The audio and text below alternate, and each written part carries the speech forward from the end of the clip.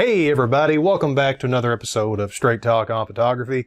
As always, I am your host, Adam Welch, and today we are looking at this little guy right here, the Osmo Pocket, the incredibly tiny, the incredibly capable, frankly, the incredibly amazing little 3-axis stabilized action camera from the good folks over at DJI.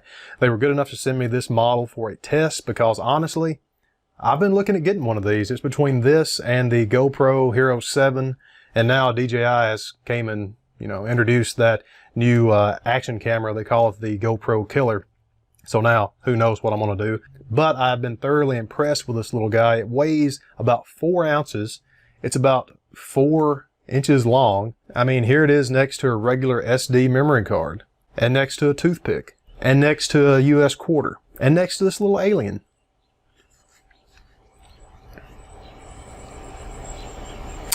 Anywho, this little guy has a 12 megapixel sensor. It shoots 4K video up to 60 frames per second, 1080 video up to 120 frames per second. It has slow motion, it has time lapse, not only time lapse, but also motion lapse. It will follow 4 different set points that you choose, and it will do a time-lapse video, and you can set the intervals for that too, but it's absolutely amazing. The gimbal modes on this thing, you have that FPV mode, the first person view, and that lets the gimbal unlock so you can really capture that motion. I'm not responsible for any motion sickness, by the way, and it lets your viewer really be immersed into the content.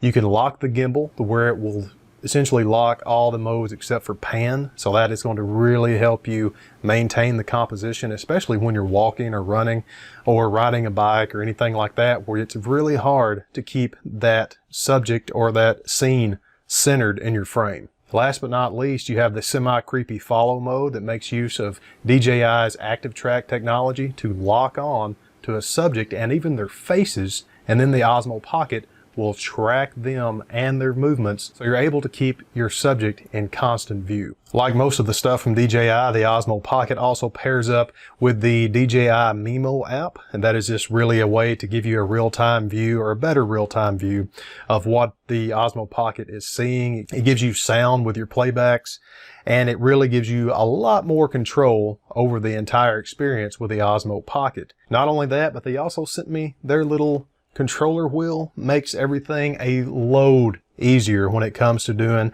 a lot of finesse work with the Osmo Pocket. You have a dedicated pan and tilt dial here, makes it a lot smoother, and you also have 2 dedicated buttons for reversing the camera from selfie to front-facing mode. Let you toggle through the actual shooting modes a lot easier, and it just makes everything extremely more convenient. I have to say, I think this thing goes for like 50 bucks. If you're planning to do a lot of shooting with the DJI Osmo Pocket, definitely pick you up one of these guys. My biggest concern with the Osmo Pocket was going to be the sound quality, of course, next to the image quality, but the sound quality was something I was really concerned about, because you will notice this thing does not have a mic jack. I think you can. DJI has a lot of accessories coming. I think that's going to be included, maybe a little adapter. I'm not sure. But the sound on this was actually okay, especially for filming yourself, like in the selfie mode. It really honed in, at least on my voice anyway. There wasn't a lot of ambient sound coming in there, not a lot of noise. And for something that size, the microphone quality appears to be pretty mustard. All right, I know you're waiting for it, so let's take a look at some sample footage and some of the modes of the DJI Osmo Pocket. I've got some footage from slow-mo, some motion capture time lapses, some just still images, and of course some regular video to really show you how that 3-axis stabilization dampens a lot of motion.